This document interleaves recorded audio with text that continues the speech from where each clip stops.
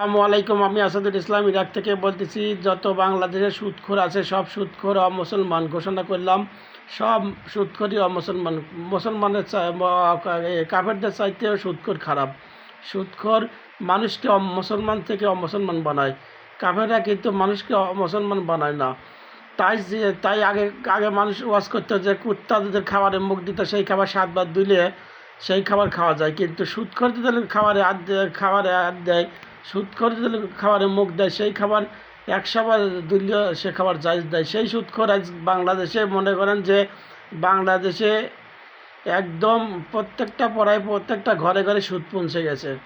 এই সুদখোর যদি মুসলমান হয় তাহলে কোরআনের যে আয়াতগুলি আছে, আল্লাহ সুবহানাহু ওয়া তাআলা বলছে, আল্লাহ ও নবীর সাথে যুদ্ধ ঘোষণা হলো।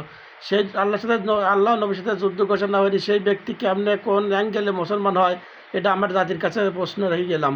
সারা বাংলাদেশ যত আলেম হাফেজ উলামা পীর মুরিদ শাইখ যত আছে সবার কাছে সাথে চ্যালেঞ্জ করলাম, যদি এই সুদখোরকে মুসলমান প্রমাণ করতে পারে, আমার সামর্থ্য অনুযায়ী 1 লাখ টাকা দেওয়ার সামর্থ্য থাকলে আমি 1 লাখ টাকা দেবো না, আমি 50,000 টাকা আমি চ্যালেঞ্জ করলাম। সারা বাংলাদেশ যত আলেম ওলামা আছে সবগুলির কাছে চ্যালেঞ্জ করলাম, বলি আউলিয়া গাউস কুতুব যা আছে সবার সাথে চ্যালেঞ্জ করলাম। যদি সুদখোর মুসলমান এটা প্রমাণ করতে পারবে, সুদখোর সহকারে যদি প্রমাণ করতে পারে যে সুদখোর মুসলমান একদিন না একদিন জান্নাতে যাবে, এইটা যদি প্রমাণ করতে পারে আমি প্রমাণ করবো যাইতে সুদখোর জাহান্নামে যাবি, চিরস্থায়ী জাহান্নামে থাকবি। যদি না প্রমাণ করতে পারি,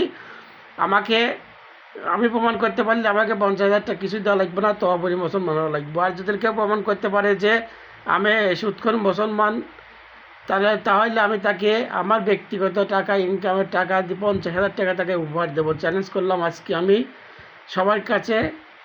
সবাই প্রস্তুত হন আমার চ্যালেঞ্জ গ্রহণ করার।